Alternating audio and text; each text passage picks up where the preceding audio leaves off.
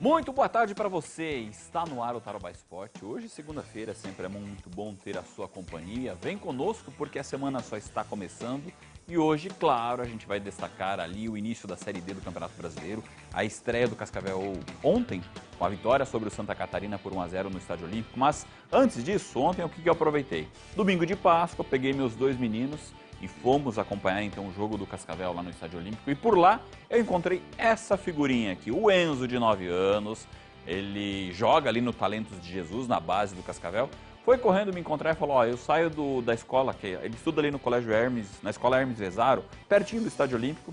Sai da escola para assistir o Tarobá Esporte e pediu, posso fazer uma foto? Pode, tá? Então aí o Enzo, de 9 anos, mostramos aqui no programa dessa segunda-feira. E o Enzo estava contente com a estreia do Cascavel, afinal de contas, Serpente Aurinegra recebeu Santa Catarina. E vamos ver então o gol da vitória por 1-0 do Cascavel sobre o time catarinense. Uma jogada que começou com o Libano pelo lado direito, pelo bom jogador. Teve essa troca de passes com participação do Luizinho, ele tentou o arremate, mas a bola sobrou para o Tapioca, mas o menino da base que garantiu então a vitória por 1-0, gol no primeiro tempo. Cascavel estava até um pouquinho receoso, porque o Santa Catarina vinha de boas campanhas no Campeonato Catarinense, também um bom desempenho na Copa do Brasil, mas o Cascavel foi tão superior que teve possibilidades de fazer um placar mais elástico. Cobrança de falta do Libano no segundo tempo, quase o gol do Cascavel. Um time que teve estreias ontem, olha, um arremate do Tiba, depois o Hassan pegou a sobra, bateu em cima do goleiro, poderia ter sido 2-0 nesse lance. Um jogador bastante interessante que começou entre os titulares ontem foi o Jonathan Palacios. Ele acabou saindo por um problema físico. Esse foi mais um estreante, o Zé Carlos. Fez o arremate de longe, teve mais um rebote. O Cascavel poderia ter construído um placar mais elástico, mas de qualquer maneira, 3 pontinhos somados nessa primeira rodada da Série D do Campeonato Brasileiro. Os mesmos 3 pontos no grupo A15 do Cianorte, que fez 3-1 na estreia sobre o Guarani de Bagé, e os mesmos 3 pontos, então, do Joinville, que fez 2-0 sobre o São Luís, que é o próximo adversário do Cascavel, então, agora na Série D do Campeonato Brasileiro. A Serpente Aurinegra até ampliou o retrospecto positivo contra times catarinenses. Vem cruzando os adversários do estado vizinho desde 2021. Esse jogo de ontem foi o 23º, 9 vitórias do Cascavel, 7 empates e 7 derrotas. Quem ficou satisfeito também com os 3 pontos na tabela foi o técnico César Bueno, ele que comentou a vitória do Cascavel sobre o Santa Catarina. A estreia sempre é complicado, né? É o início de campeonato, a gente fez uma pequena reformulação aí dentro do elenco e a gente cria uma certa ansiedade de ver se a gente vai reproduzir tudo que a gente estava treinando dentro do jogo. E enfrentamos hoje um grande adversário, né? O Santa Catarina é um time que já está há 3 anos juntos e tem feito boas campanhas, mas dentro dos nossos domínios nós fomos muito verticais, né? Cascavel, então, agora tem a semana para se preparar para o jogo do próximo sábado, fora de casa, contra o São Luís, lá no Rio Grande do Sul. Saímos da Série D, vamos para a Série B, porque o fim de semana também teve time paranaense em campo. Mostrar gols, então. Londrina, sofrendo a primeira derrota na competição, recebeu o Sport no estádio do VGD no sábado, fez 1-0 com o Bruno Santos, mas depois o Christian Barleta empatou o jogo e o Perotti garantiu a vitória do Sport por 2-1 de virada. O Londrina, que estava invicto, caiu um pouquinho na tabela, hoje é o 10º colocado com 4 pontos ganhos.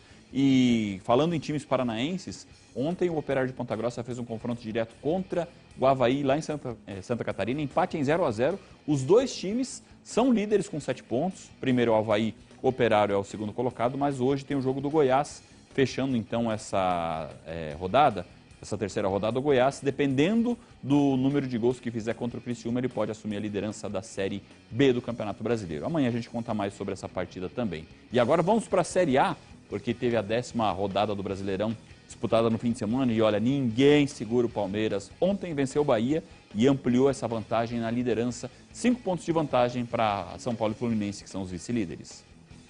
O Palmeiras está deixando os concorrentes para trás. Depois da 10ª rodada do Campeonato Brasileiro, o Verdão abriu 5 pontos de vantagem para o 2º colocado. Ontem, derrotou o Bahia por 2-1 dentro da Arena Fonte Nova. A 5ª vitória seguida no Brasileirão teve um golaço de John Arias.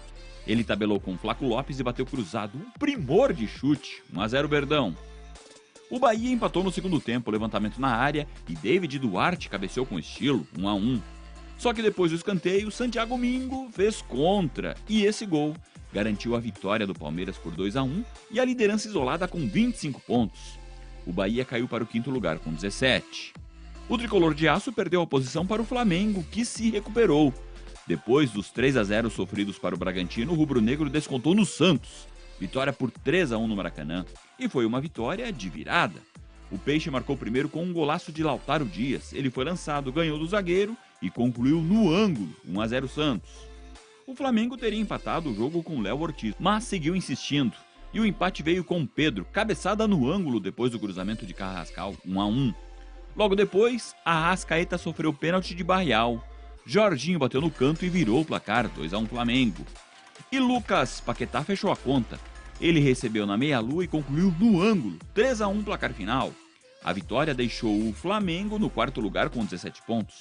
E o Santos segue ameaçado pelo rebaixamento 15º com 10. A zona da degola tem o Mirassol agora lanterninha com 6 pontos. O que está acontecendo com o time paulista, sensação do brasileiro anterior? O Mirassol sofreu a quinta derrota em 9 jogos. 1-0 para o Bragantino, gol de Isidro Pita. Depois do desvio de cabeça, ele surgiu atrás da defesa para concluir o lance. O Bragantino, que vinha de vitória sobre o Flamengo, é um nono com 14 pontos. Mesma pontuação do Atlético Mineiro, que derrotou o Atlético Paranaense por 2-1. Vitor Hugo pegou a sobra e concluiu de primeira da meia-lua, 1-0 Galo. E teve golaço. Batida de fora da área de Gustavo Scarpa. O desvio encobriu o goleiro do Furacão, 2-0. O Atlético descontou com Julimar de cabeça, 2-1. O Galo é o 8º colocado. E as duas derrotas seguidas afastaram o Atlético Paranaense das primeiras colocações, agora é o 6º com 16. A Chapecoense chegou a 8 jogos sem vitória no Brasileirão. Ontem voltou a jogar na Arena Condá, mas só empatou com o Vitória em 1-1. A Chape esteve perto de voltar a vencer. Neto Pessoa fez de cabeça aos 41 do segundo tempo. Mas Mateuzinho empatou de pênalti aos 47, 1-1. A Chapecoense abre a zona do rebaixamento no 17º lugar com 8 pontos. O Vitória é o 14º com 11. Olha, falando de zona do rebaixamento, quem está perigosamente ameaçado pelo rebaixamento é o Corinthians. Ontem, jogando na Neoquímica Arena, deu Inter uma vitória por 1-0 sobre o Timão. Vamos ver o gol aí do Bernabé? Corinthians, então, sendo derrotado em casa. O Inter chegou a 4 jogos sem derrota no Brasileirão, uma boa sequência do time do Paulo Pesolano. Colorado, então, tem 12 pontos ali no meio da tabela. E o Timão é o 16º. Corinthians, que depois da derrota de ontem, anunciou, então, a demissão do técnico Dorival Júnior, 10º treinador a ganhar as contas no Brasileirão em 10 rodadas. Pelo que tudo indica, o Corinthians deve contratar Fernando Diniz. Parece que tem uma negociação bem avançada com o ex-técnico do Vasco para assumir o Corinthians na sequência do Campeonato Brasileiro. Belíssimo gol, então, do Bernabé jogando como meia, tá?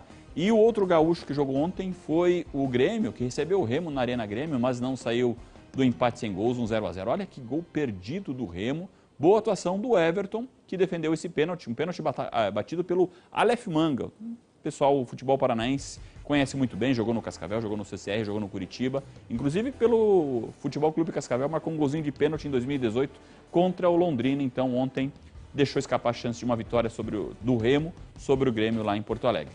Ainda seguimos com o Campeonato Brasileiro, destaque agora para a goleada do São Paulo, 4-1 para cima do Cruzeiro, jogo que abriu a rodada no sábado. O São Paulo é o time mais próximo do Palmeiras na tabela de classificação. O tricolor paulista retomou a vice-liderança com a goleada de 4-1 sobre o Cruzeiro no Morumbi. Arthur, reforço do São Paulo, sofreu pênalti. Caleri bateu no meio e marcou o 6º gol dele no campeonato, vice-artilheiro do Brasileirão. Assistência de Arthur para Ferreira, o atacante concluiu na saída do goleiro e ampliou 2-0. O Cruzeiro descontou no segundo tempo com Christian, ele escorou o chute cruzado, a bola ainda bateu na trave antes de entrar.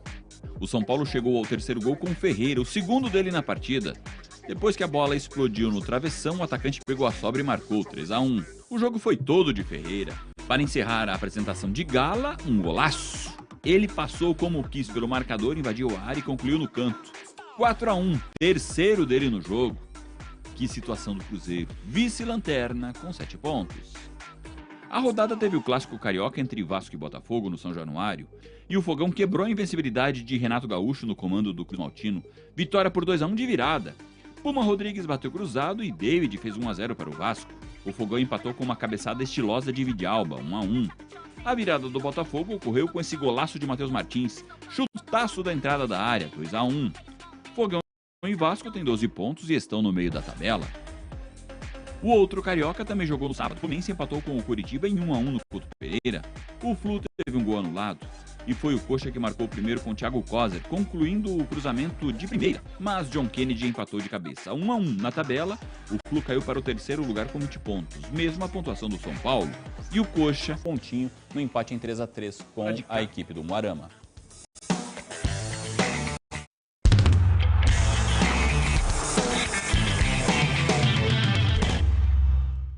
Estamos de volta e o assunto agora é a Liga Nacional, segunda rodada, e o Cascavel Futsal somou um pontinho no empate em 3-3 com o Umuarama na noite de sábado. O Cascavel Futsal segue sem vencer fora de casa na temporada, mas tem motivos para comemorar o empate diante do Umuarama pela segunda rodada da Liga Nacional. As duas equipes fizeram o Clássico Paranaense no sábado, no ginásio Amário Vieira da Costa. O Umuarama marcou primeiro com um golaço de Vini Rode, pancada indefensável, 1-0. Bobeira defensiva do Cascavel Futsal e Capinha bateu de primeira na saída do goleiro, 2-0. O jogo teve a famosa lei do ex. No segundo tempo, recuperação de bola do Cascavel Futsal e Caio Dantas descontou. Quinto gol dele, artilheiro do time na temporada. Capinha, em cobrança de pênalti, fez o terceiro do Umuarama. Marcou 3-2.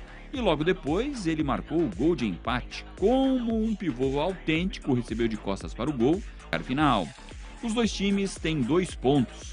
Volta a jogar no ginásio da Neva e recebe o Chopinzinho em jogo válido pelo Paranaense.